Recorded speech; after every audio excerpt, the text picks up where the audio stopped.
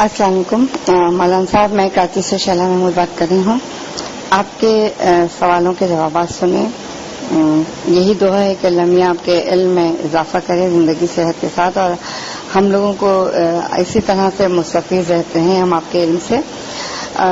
इतने सादा और आसान लफ्ज़ों में हर बात को वाज़ेह कर देते हैं तो खुद बखुद हिम्मत आगे बढ़ती है और कुछ सवाल भी जहन में आ जाते हैं।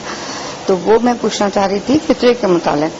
फितरे का एक तो हमें क्लियर पता है कि जी आपको चांद निकलने के बाद फौरन ही देना होता है और घर के फर्द का देते हैं, मगर इस तरह अगर हो जाए कि फैमिली के कुछ मेंबर्स जो हैं वो जैसे 10 दिन 12 दिन जो है रमजान अपने घर में गुजार के कहीं पे चले जाते हैं और किसी के घर मेहमान हो जाते हैं, तो ये तो मसला वाज़ेह है कि आप जिसके घर मेहमान हुए हैं चांद रात को वो तो आपका फितरा देगा ही, मगर हम जाहिर है कि अपना भी देंगे और देना चाहिए। तो क्या शरई तौर पर ये है ये एक कि ये सोच के दे देना कि चलें हमें देना चाहिए, किसी का भला हो जाएगा, वो अपनी जगह है, लेकिन इस सिलसिले में शरीयत का वाज़ा हुक्म क्या है कि अगर हम किसी के घर मेहमान हो गए हैं और वो हमारा फितरा दे रहा है, जैसे कि उसको तो चांद रात को देना ही पड़ेगा, तो हमें अपना क्या करना है? और अगर उसी फैमिली का कोई मेंबर जो है वो अपने बेटों के पास कहीं रहने गया हुआ है तो वहां पे बेटे तो उसके देंगे ही देंगे, तो उसका क्या घर पे यहाँ पे जो मौजूद लोग हैं वो भी देंगे? तो ये थोड़ा सा वाज़ेह करना है, क्योंकि ज़ाहिर हम साल भर अनाज अपने घर पे खा रहे हैं और रमजान का भी दिन अपने घर कुछ गुजार रहे हैं या नहीं भी जो गुजार रहे हैं, तो इसके लिए क्या वाज़ेह हुक्म है कि अब इस तरह से जो शख्स गया हुआ है उसका वहां पे भी फितरा दिया गया और यहाँ पे भी दिया जाएगा, तो ये मुमकिन है कि वो दोनों जगह दे दे? मतलब शरीयत का क्या हुक्म है? वैसे तो देने में तो आप कितना भी दे दें किसी को, लेकिन शरई तौर पे हमें क्या हुक्म है कि हमें किस तरह से फितरा देना है? तो थोड़ा सा इसके इन चीजों को क्लियर करते हैं, बहुत मेहरबानी होगी। शुक्रिया। बिस्मिल्लाहिर्रहमानिर्रहीम। अलैकुम अस्सलाम वरहमतुल्लाहि वबरकातुह। हमारे बारे में आपने जो फरमाया हकीर इस काबिल नहीं है, यह आपका हुस्न ज़न है।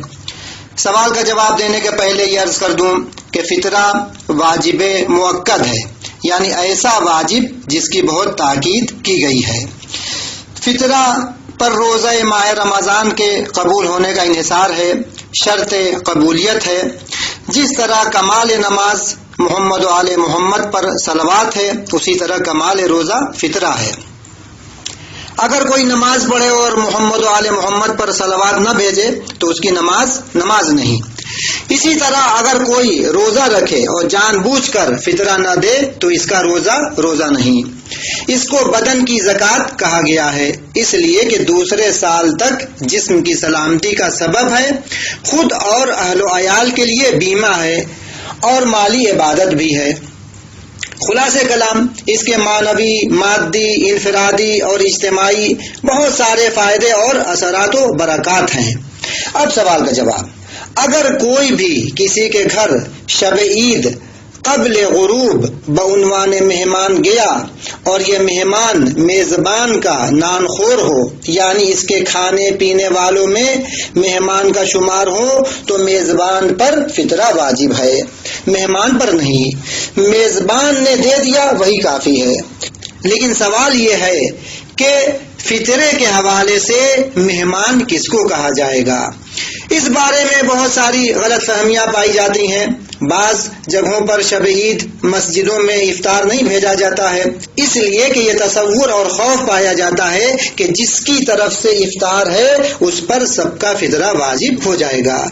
या शब ईद मोहल्ले वाले भी किसी के घर नहीं जाते, इसलिए कि अगर गए और चाय वगैरह पी ली तो साहिब खाना पर फितरा वाजिब हो जाएगा।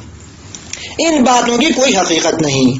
मस्जिद में इफ्तार करने और मोहल्ले में चाय वगैरह पीने से मेहमान नहीं बनता ताकि मेजबान पर फितरा वाजिब हो, बल्कि मेहमान उसको कहा जाएगा जो नानखोर समझा जाए, यानी मेजबान का खाना खाने वालों में उसका शुमार हो।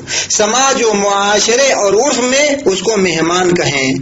आमियाना जबान में कह दूं, खाना पीना ओढ़ना बिछौना सब मेजबान के घर पर हो, तब मेजबान पर फितरा वाजिब होगा, बतौर कामिल मेहमान हो।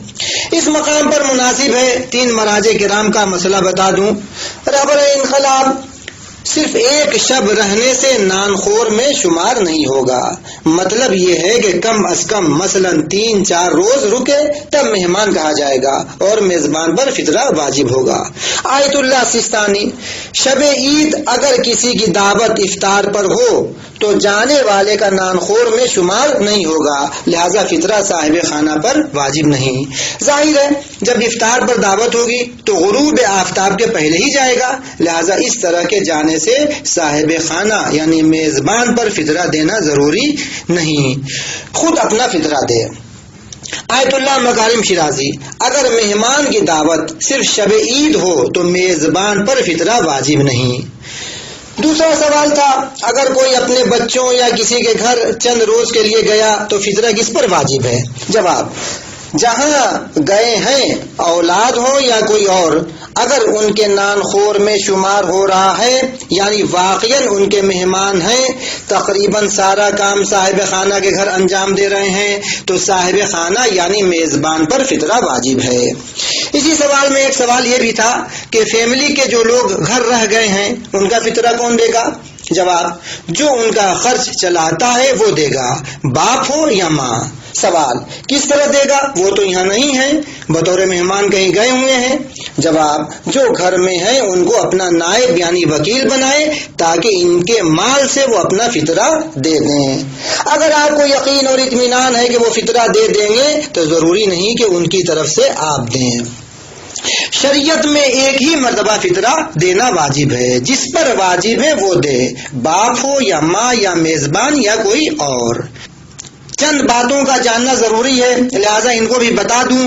انسان قربت کے ارادے سے فطرہ دے، یعنی خداوند عالم کے فرمان کو انجام دینے کا قصد کرے اور فطرے کی نیت بھی کرے. دوسرے یہ کہ فطرے کے جو پیسے ہیں اس کو بدل نہیں سکتے، جو نکالا ہے وہی مومن فقیر کو دیں یا اس سے اجازت لے لیں تاکہ آپ بعنوان وکیل اس کو بدل سکیں. تیسرے یہ کہ بہت سارے فقہا نے فرمایا ہے کہ جہاں فطرہ نکالا ہے اس جگہ سے دوسرے شہر منتقل کرنا صحیح نہیں ہے، جہاں نکالا ہے اسی جگہ کے فقراء کو دیا جائے، مگر یہ کہ مومن فقیر اس شہر میں نہ ہو. چوتھے یہ کہ مشہور قول کے مطابق جو نماز عید پڑھے تو احتیاطاً نماز پڑھنے کے پہلے فطرہ نکال دے، اگر نماز عید نہ پڑھے ظہر کے پہلے تک دینا ضروری ہے. آخر میں ایک آیت پر اپنی بات ختم کرتا ہوں تاکہ نورانیت میں اضافہ ہو جائے. خدا نے فطرے کو نماز پر مقدم کیا ہے، لہذا نماز کے پہلے فطرہ دیں. سورہ اعلیٰ میں ہے قد افلح من تزکا وذکر اسم ربہ فصلی، بتحقیق جس نے پاکیزگی اختیار کی وہ فلاح پا گیا اور اپنے رب کا نام یاد کیا پھر نماز پڑھی. والسلام علیکم ورحمۃ اللہ وبرکاتہ. خادم دارالعطرت سید شمشاد علی کٹوکھری، عظیم آباد، پٹنہ، شعبہ سوالات، قم، ایران.